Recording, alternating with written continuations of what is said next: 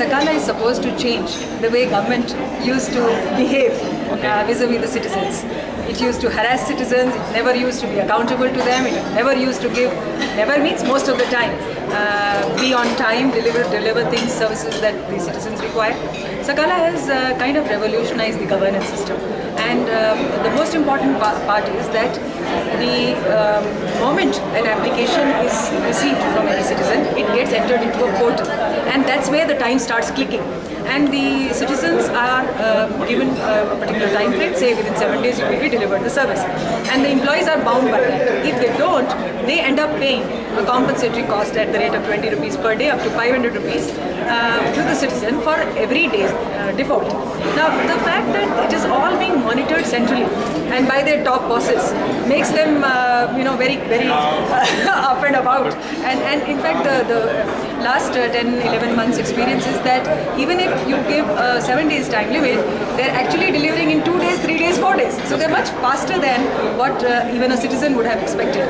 And with 98% of the service delivery is actually taking place, that means there are some cases, it's not that, but majority is happening. That's a very heartening thing. And that reinforces some more good work from other people, that yes, we can do it, we have been doing it, and let's continue doing it. That is, I think, the spirit of Sakala. And Sakala, as you said, it was given by the people. This name, the logo, it means in Kannada, in time. So we are all, the time consciousness, I think, is least among Indians in general, and more so among government servants.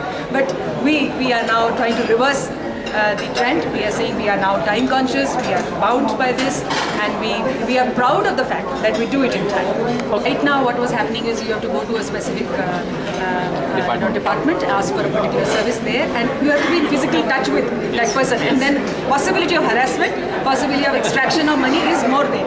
Now we already have some departments like commercial tax which are totally online. Yes. And you don't have to ever go to a commercial tax office, and you just fill up your things on the portal, and you upload your documents, and the documents are well prescribed, and that's it. You get your service right wherever you are, both through mobile or through internet or postal. Similar thing we are now trying to do for the rest of the services. In the first phase, about 128 of them, by 2nd of April, we should be able to bring online, and we want to generate more and more employment in terms of small cyber cafes which are there all over the state, and they were doing good work for the ration card entry point also. So they and any other, it can be at the village level, it can be at the Hobli level, Taluk level, anywhere, or state level.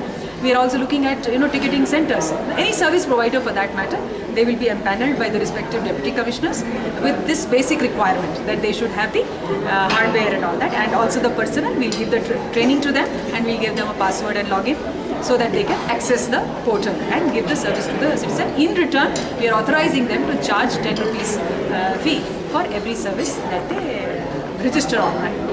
We are taking the expected traffic on that. So what are the expected clients? Say 10,000, 20,000, or whatever. And based on that, what is your server capacity? What is your internet connectivity presently?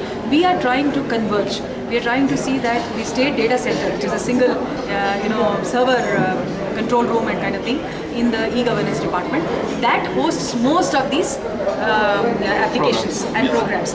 And therefore, and state data center has all the state-of-art updated kind of infrastructure, and it is 100%, not 100%, 99.9% on time.